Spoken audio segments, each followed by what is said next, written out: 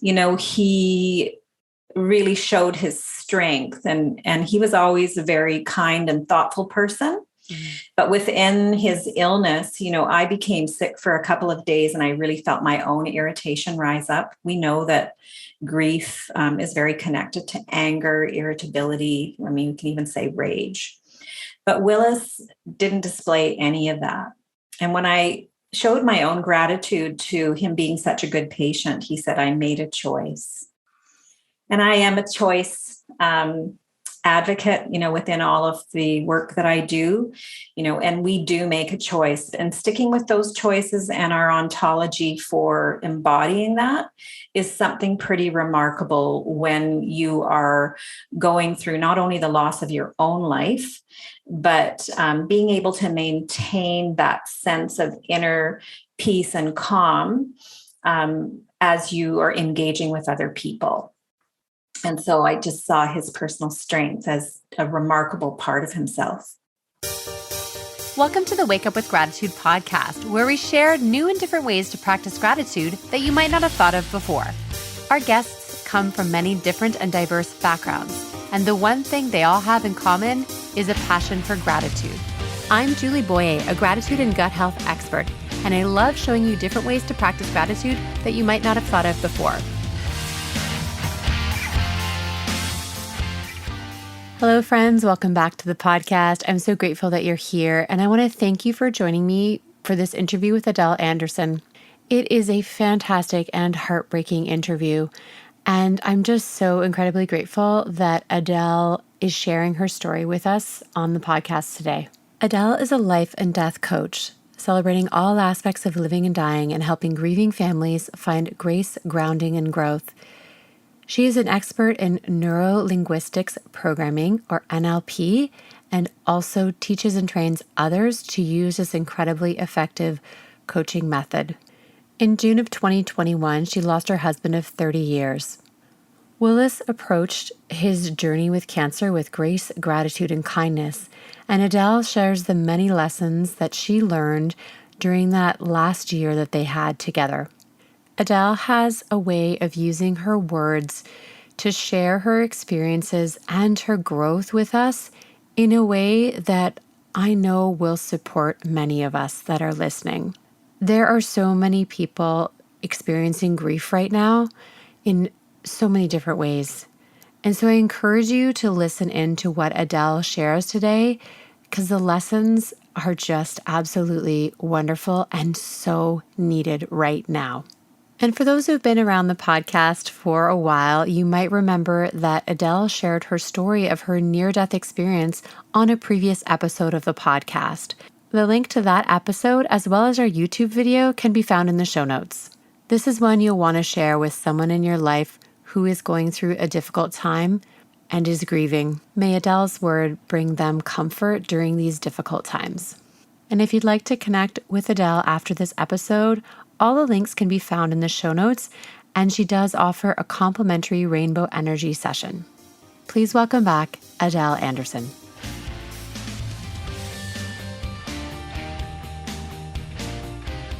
Hello and welcome to the Wake Up with Gratitude podcast. I'm your host, Julie Boyer, and today I'm welcoming back Adele Anderson. Hi, Adele. Hello, Julie. Thank you for having me. I'm so glad that you're back. And you have been through a lot since you were last on the podcast. So just to bring everyone up to speed, because they may or may not have heard your podcast, because it was in my first year of the podcast where you shared your really incredible near-death experience after a small plane crash. And what I'm going to do is, because we're not going to spend a lot of time there on this podcast, I'm going to share the link in the show notes. I'm also going to share the link to the YouTube video, because the video of us doing our interview has been very popular on YouTube because it is such an incredibly powerful story. So that is still to this day my, best performing YouTube video, because it's a topic that people find obviously very interesting, which has led to some of the work that you're doing now. So just to reintroduce Adele where she is now. So she is a life and death coach, celebrating all aspects of living and dying, and helping grieving families find grace, grounding, and growth. Now, Adele lost her husband of 30 years in June of 2021. And we're recording this in, just the end of March 2022. So it's still very new and fresh and in the process. And so first, Adele, I just want to say, I am sorry for your loss. And I also want to give you space for where you are right now, and also say thank you for your bravery, for taking your experience as you're going through it and giving back to others at the same time. So thank you, my friend. Thank you. It's a passionate journey for me. And I've found grounding in helping other people traverse and heal themselves through these types of catastrophic losses. Yeah, it is. It's an interesting time we're in, right? It's an interesting time for loss. Yes. A lot of loss, not only of life, but so many losses in so many ways, grief showing up in so many ways. And, one of the themes that I talk about a lot in my work around gratitude is that gratitude and grief can live in the same house. And so when you spoke to me and said, Julie, I really would love for us to have another conversation around this, I was like, absolutely. I want to bring this conversation back to the table, back into the podcast, because right now, so many of my listeners even if it's not a loss of life, there's grief going on. So tell me a little bit about, where that has been a part of this journey over the past, not even a year for you. Mm-hmm. So, we entered that period of separation from everyone. So we were more limited with the amount of people that could gather. Even planning his celebration of life, it was in the summer, but it was the only day, I think, in 3 months that it rained, it poured. But we were prepared. But within that, I say that Willis and I had probably the best year of our 30-year marriage. He made a choice when he got sick and he knew that he was going to die, that he would do it with grace and with gratitude. And he never said an unkind word. We had super deep conversations about topics we had never had before. And, I always say it was a year worth dying for. Oh, okay. Just give me a moment there. That's, whew. Mm-hmm.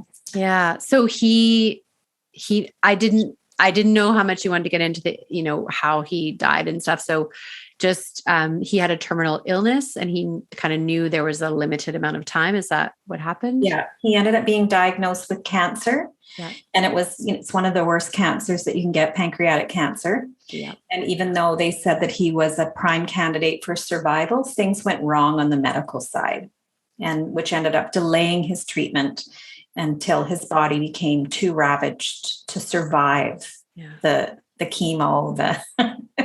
The cure killed him, put it that way. Yeah.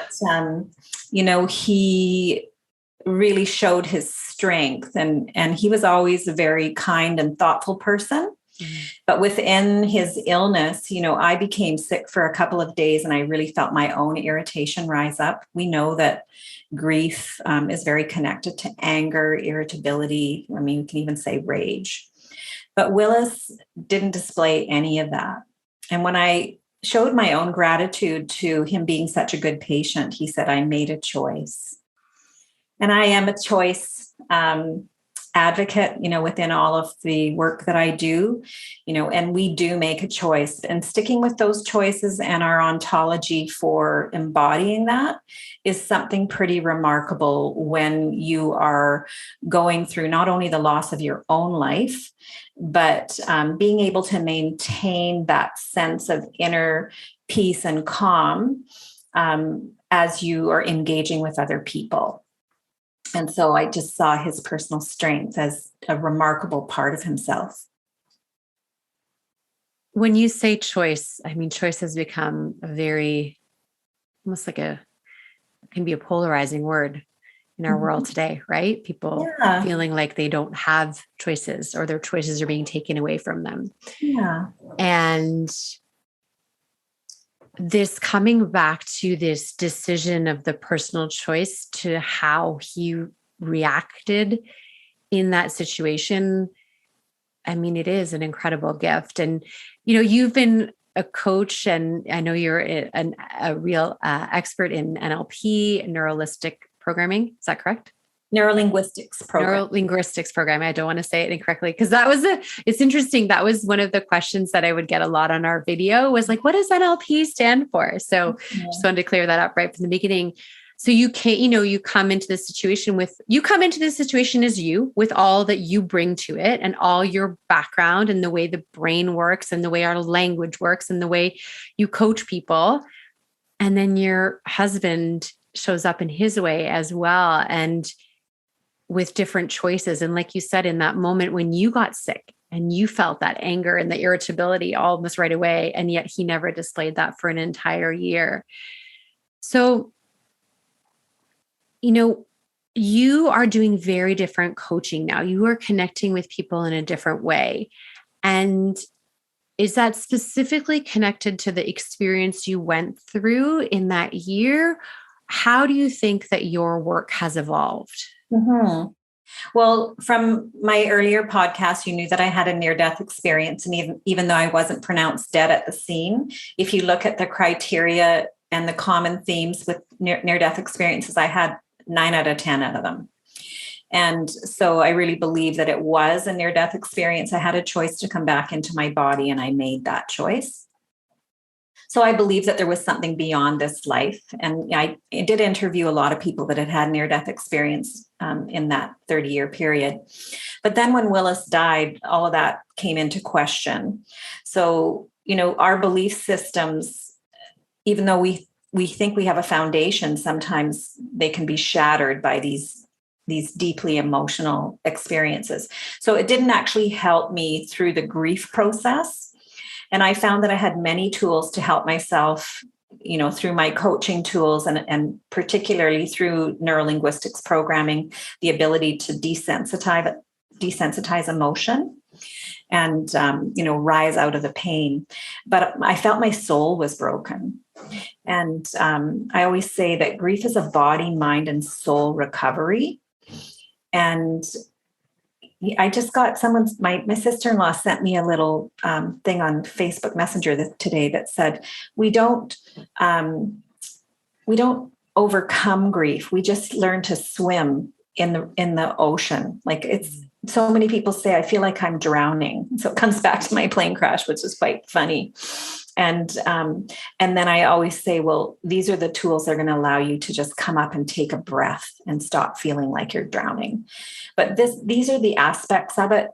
People want us to move on because it's uncomfortable for them to see us suffer. And yet we don't move on. We grow within it. And part of what I do, of course, is shift my signature language. And of course, the first thing that came from being the wife of someone who died was that I became a widow. And I said, well, I'm going to shift that because that comes with a whole like a whole bag of tricks, right? And so now I say I'm a wife of an angel. And that just shifts how I feel about my connection with Willis. And it's not lost. It took me connecting on a spiritual level. And I cannot be grateful enough for the spiritual journey that I deepened through the process of losing my husband. I feel more connected to the universe. I feel more connected to life. I feel more joy from that. And I definitely feel grateful that even the grief process has become rocket fuel for my personal growth. I feel like I'm not the same person anymore, but that doesn't mean I'm not whole. I'm very whole and complete and feel, body, mind, and soul wholeness. There's a lot you shared. And so I'm going to pause for a moment and, gather my own thoughts a little bit. This, it's so interesting to me. I find that, when those of us who, there are the ways that we show up in the world is the way that we show up in the world. And when you've made a decision from a young age or whatever it is, or whatever time you make the decision to that personal growth is a part of your journey, that the continuing of growth is a part of your journey, it colors the perspective of how different experiences affect you. And when you said, that there is still this idea that we're supposed to get over grief, like that. It's so interesting because that's just not, I don't know anybody who got over grief. Like, you never forget someone you lost. In high school, I had a friend who, took her own life. I still think about that friend. I'm not in it. I'm not there, but that person still like comes into my mind every once in a while. It's not like I got over losing that friend. I carry a little piece of that with me for the rest of my life. I'm not drowning in it. But I'm able to it's a little part of who I am. And so I always find that very interesting when that comes up of this, just get over it. And I will say, I speak from a place of privilege of having yet to lose someone very close to me. So that is a place of privilege. So my experience in that grief of losing someone close in that way, I have not experienced yet. I will. We all will. Yeah. And it will be a shock. Because I had many girlfriends that had lost their husbands or, had tragedy in their lives. Been a long time since it had happened to me, my grandparents, but that was decades before. Yeah. And so I'd overcome that. But I had no realization of the depth of what grief is when you lose a significant part of your life. And losing a partner is everything changes. It's like I was pulling 2 plates out for dinner for 3 months after he had gone. And, these habits that you have of just living with someone. But what I wanted to do is just go back a few steps there, because when we talk about getting over or, think of any emotion as just trapped energy. The same as, everything on the planet is energy. So our thoughts and our emotions are also energy. And so this is how we can relieve them. And this is like removing the label. But I just want to caution, like you had an experience of losing a friend and, she has a little part within your heart. And that's different than someone who doesn't shift or release that grief energy. If we think of energy similar to a physical ailment, there is a chronicity that can happen.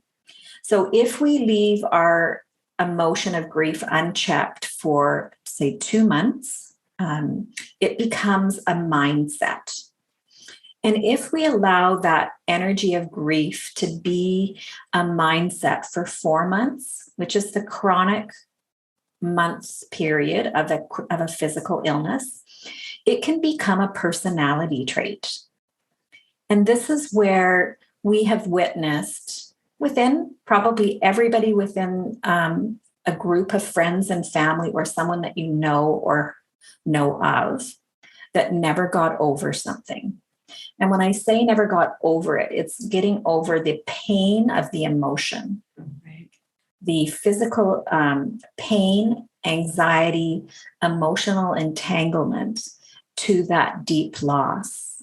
And that's where it's so important for us to understand that grief is not a lifestyle.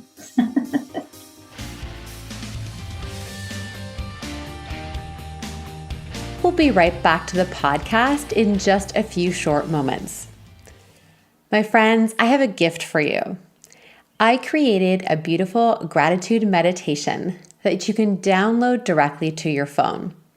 What I love about this gratitude meditation is that it's a great way to start your day. And I encourage you to turn your phone on airplane mode before you go to sleep. And the nice thing about having a meditation that's downloaded to your phone is that you don't need to turn your phone off airplane mode before you start your day with gratitude. So to access this gratitude meditation, please visit bit.ly/gratitude love letter.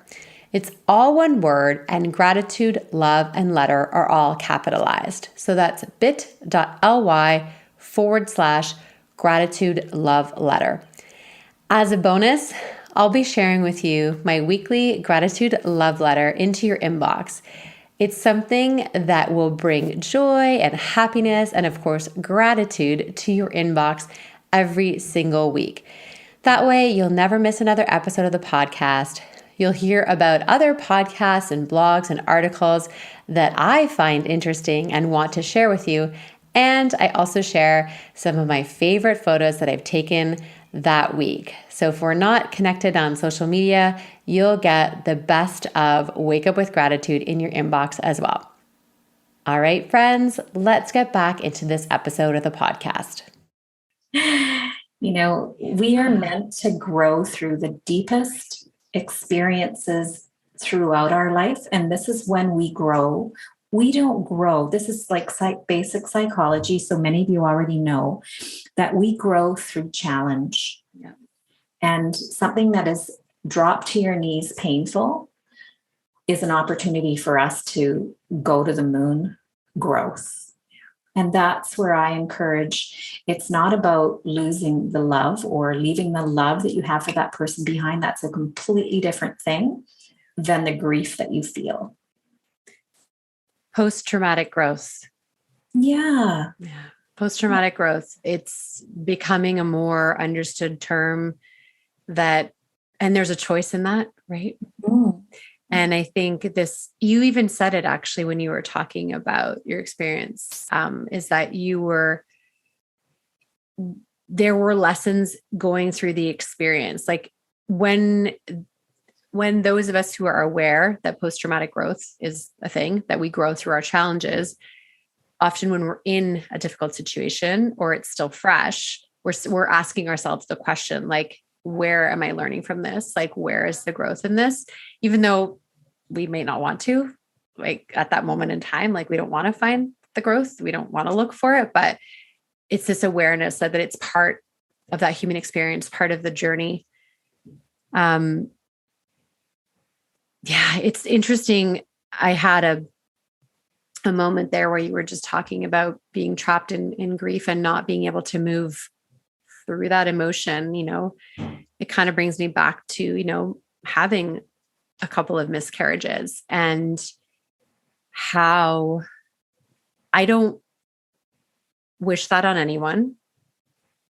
And I also don't wish it had been different for me, because from those experiences is where I was able to grow. And really, for me, understanding gratitude and the true power of gratitude.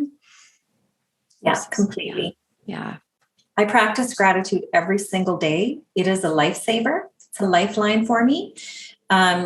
Because of course we know the positive mindset behind gratitude, and then how it can ease the physiology within our body. So grief does come with a lot of anxiety. It comes with, a lot of different emotions. There's, a whole bag of ugliness that can be part of it. There's low bandwidth as far as coping.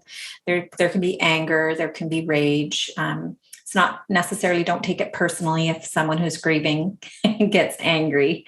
And I just encourage people to recognize that part of the planet, the anger that's on the planet right now is because there's so many people grieving the loss of, their way of life and their way of being. And then, this whole Ukraine situation, which is just so tragic.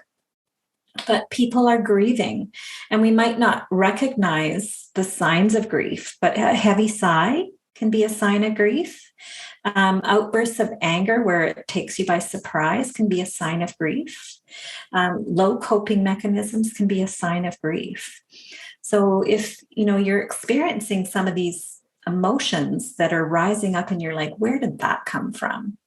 Consider that you might be grieving. And so the solution is found in a different way But gratitude will start to, shift your mindset towards the things that, we are so privileged to have. And we can really use that word in a gratitude type of way. We have food in the fridge. We might have a vehicle, gas in our vehicle. The sun is shining. A flower comes up through the ground. We hear a child's laughter. We can go into some of the simplest things. And one of the sayings that always stuck with me was, if the only thing that you had in your life tomorrow were the things that you were grateful for today, what would those things be? Mm-hmm. And we can get down to the basics of being human and really be grateful for what we have, not for what we want. And I think this is, part of the journey. Like, I'm grateful that I was with Willis for 30 years. He was such a beautiful person and we shared so much love. I really feel like it's a soul connection. Mm. And what I have changed being with him for 30 years, just because I could avoid this painful emotional state that I'm in right now, well, I wouldn't change it for anything. Right? So we can get back into just being grateful. I think acknowledging that the load of grief that the world is carrying right now is very heavy, beyond the millions of people whose lives are lost to COVID, like physical, like they're no longer here on this plane. But like you said, the loss of a life that we had, I think we're at the point now where it's, well understood that there is no going back. There will never, it reminds me a little bit of, a world where we used to fly before 9/11 and the world in which you fly post 9/11. It never went back. It completely changed the way that we flew on an airplane, which doesn't even apply to the large majority of the world, but that was forever changed. That one moment in time forever changed the way that we experience air flight. Well, even if you just look at air transportation, in a COVID world, I don't say post-COVID world because where I stand on a education, scientific epidemiology thing, like that's just not going to exist. It will either, there's a lot going on that I'm not going to get into on this, but the world is never going to go back. And this lack of acknowledging of grief, I think, is holding a lot of people in anger or frustration, and they're just not aware of it. So I'm glad you brought that up, because someone listening right now is like, she's talking about me, right? So what does that person do? So that person who just went, Adele, that's me. Like, I am really angry and frustrated. It comes out of nowhere. What do you tell that person? Well, there is hope that emotions are simply trapped energy. And so if we consider even if we look at scientist Robert Lanza, who's compared to Einstein, he's probably one of the leading scientists in the world right now. And he has converted some of quantum physics theories that were inconsistent as far as, time and space. And so we know now time and space don't exist. And we can get into that makes life and death not existing, but eternal. And he talks about even the cadaver. If we want to talk about what do we do with energy, shifting energy? Well, we're complete energy. Even our bodies that are, post-death, that stark reality when we think someone has gone somewhere, we say, oh, well, they're gone. So what is it that is gone? Because we could chop off our arms and our legs and we'd still be us. And so, how much can we remove of the physical body before we're not us anymore? We can get into the reality of consciousness and awareness. But there was an interesting little conversation that I was listening to on an audiobook and talking about just energy in general and the bioplasma of a human body. An average size cadaver has enough bioplasmic energy to light all of the light bulbs in the US for 2.5 years. And so when we think of ourselves as just, this flesh and bone existence, and, for all the people that have gone, I I truly believe, and the science supports, that life is eternal. So yes, there's no longer the physical aspect of them being here, but there's so much evidence that there's something beyond what we see at first glance. And that's a scientific, the research is in, and there's 50 years of resuscitation research, of near-death experience research, and now biocentrism, where we know that there's so many tools that human beings use to make sense of their world, and time and space is one of those, and life and death is another. But they're simply tools for us to use, and they're not necessarily used in a way that makes sense of eternity. Okay. I have a few questions. What was the name of the author of that book that you mentioned? So he's a scientist. His name is Dr. Robert Lanza. Okay. And he switched out quantum theory. Mm-hmm. He took the physics out of it and put biology into the equations. And so then everything worked. And so he has a science form that's called biocentrism. I was going to ask you what that meant. I was like, what is biocentrism? Okay. Not something I've heard before. So please explain that. Yeah. As best you can. Well, yeah, I believe that it's using biology as the fundamental building block, and then recognizing that, it's everything is energy. Yeah. Yes. So okay. I have a few articles that I wrote about it. I'm not an expert, so it's a new field for me to understand. Mm-hmm.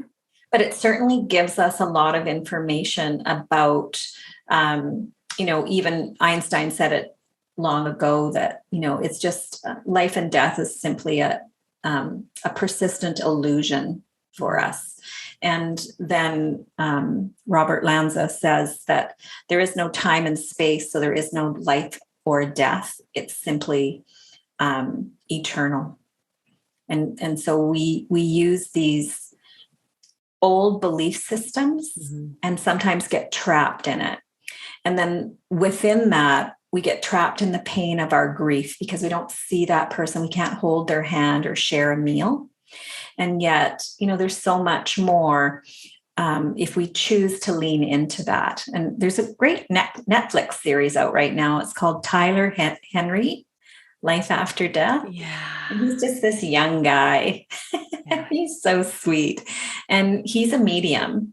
And, he gets dropped into homes where he doesn't know who these people are. He doesn't know who he's going to meet, knows nothing absolutely about them, but he's able to communicate with beings on the other side of, maybe it's just a different plane of existence. And so, I encourage people, if you are struggling with your grief, to encourage the wonder within your belief systems. And, what is the difference between us sort of being in a day of frustration and looking at our computer to going outside and watching the sunrise or watching a sunset, right? All of a sudden we have this internal, just this feeling of wonder that we're so much more connected.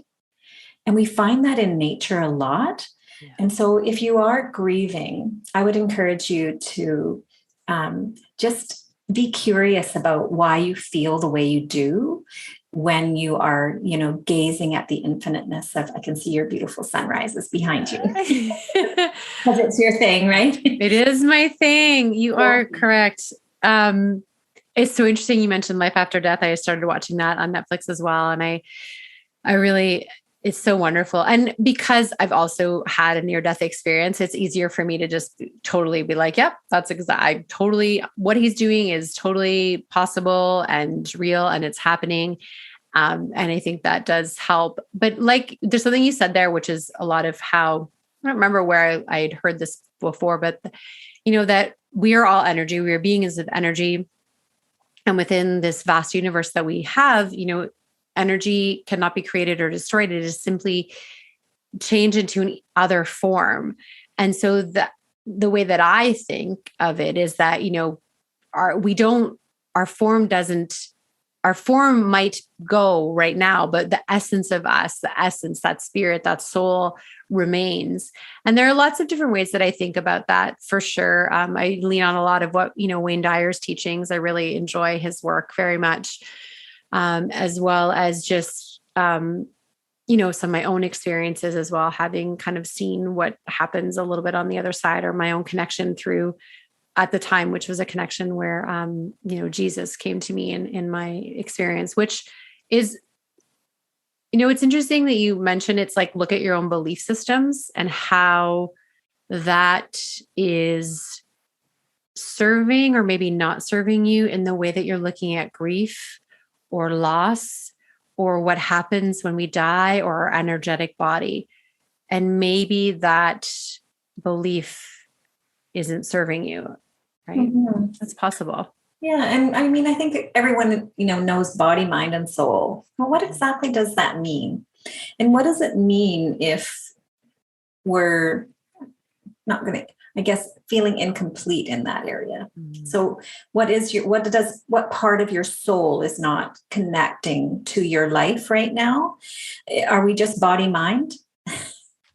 We always talk about the trilogy, body, mind, and soul. So what part of your spirituality might be unplugged? And it can be different than religion and those beliefs from, different theology. But, the spiritualness of just being human, the wonder of it, and take it from there. Well, and this connectedness to nature as well. So, Wayne Dyer explains this analogy, and I don't know if it was his idea or where it came from, but about the pie, right? So when you have a complete pie and then you take a slice from that pie, no matter how small it is, it's still pie. And so we are made of the stuff of the universe, right? We are a collection of atoms and molecules and elements that come from the universe. So then how are we not part of it? Does the universe not live within ourselves as well? Because we are still, the pie is still the pie. We are simply a very small, we could be a crumb, and yet we are still the pie. So when he explained it in that way for me, it really helped me to understand my personal connection to the vast, incredible universe that is, which means that in my mind, all humans are connected energetically in a way. And like you said, you're going to the beach and watching a sunrise. It reminds me that this sunrise, it's not happening for me, but it is like this beautiful shared human experience where at any moment in time, so many of us are connected through just watching the sun do what it does without asking questions. Yeah. Within biocentrism, they understand that, the universe is intelligent. That they went through in one of the chapters. I just have loved this book, and he's got a great sense of humor. But he says, like, if you tried the coincidence of creating planet Earth with the moon moving in a certain trajectory and the sun moving around that and all the different aspects of what it takes to have life on the planet, the probability doesn't exist.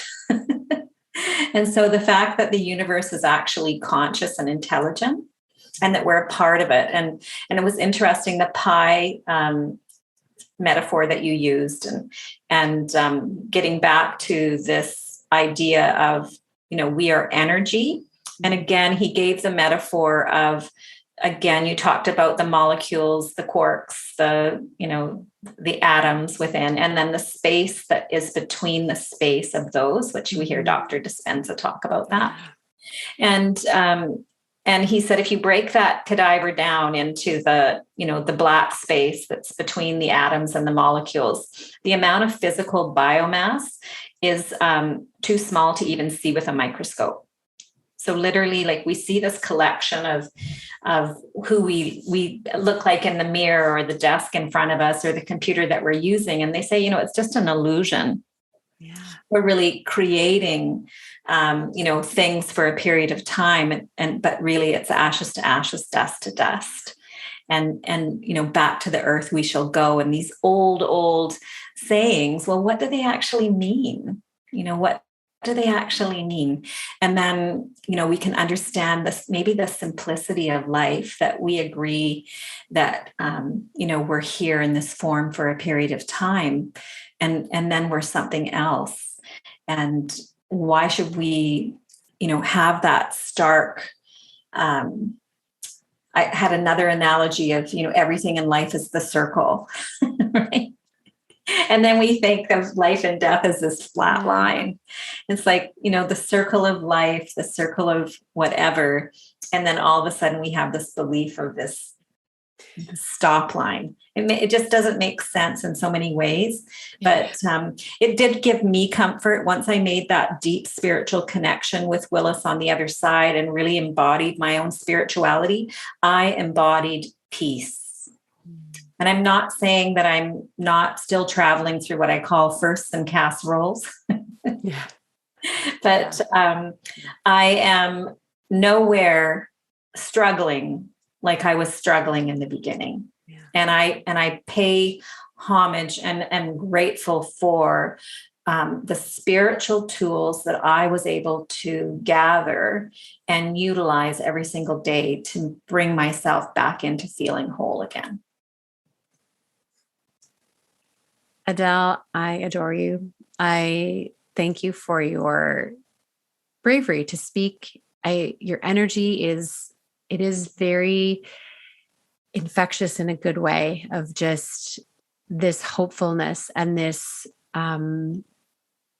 ability to move through grief and acknowledge that, again, you're still in it and you're still in the first, the casserole has not yet been a year since you lost him. But you have come back and are working with clients in different ways. So tell me a little bit about how you are working with clients, how you're showing up these days to serve your community. Mm-hmm. Well, I'll give you a link if people do want to come for a rainbow energy session. This is actually showing them how energy in the form of an emotion can be shifted and transformed into what I call rocket fuel, to fuel the life of joy. So we're shifting that energy and liberating the joy within you. And this is why we feel so exhausted with grief, because a lot of our energy is tied up in that emotion, and it's heavy, as we know. It's hard to get out of bed.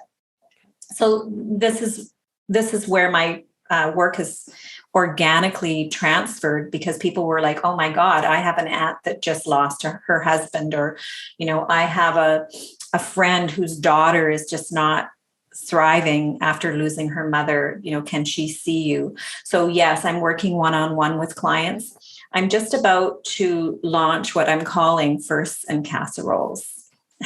Heal your heart, nourish your soul. And this will be a program, a group program that people will be able to go through all of their firsts.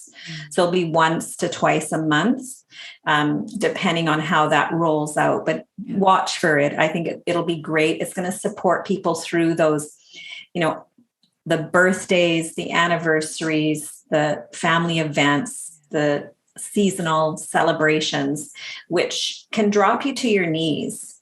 And we just don't want you to live there. So it's like throwing you a life buoy and allowing you to come up for air and feel like you're going to be okay.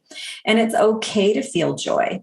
And it's okay to not be okay, but just it's not a lifestyle, right? So we want you to, be back in your life and thinking about the future that's ahead of you, because that's where your loved one would want you to be, right? And just to realize that there are support systems out there for you, and to please reach out. And what is your website? Well, I'm going to give you just a link. A link. Okay. The website is being revamped. Rebuilt. Okay. Yeah. Sounds good. Yeah. But we can also find you on social media too. Totally. Yeah. And those links I believe you have, and I'll resend them. So I'm on Facebook. I did blog my experience of losing Willis, and lots of people have found some relief in those, just putting into words what it feels like to have these catastrophic losses, and then how to rise out of that deep emotional state. Thank you, Adele. Yes, you're very welcome.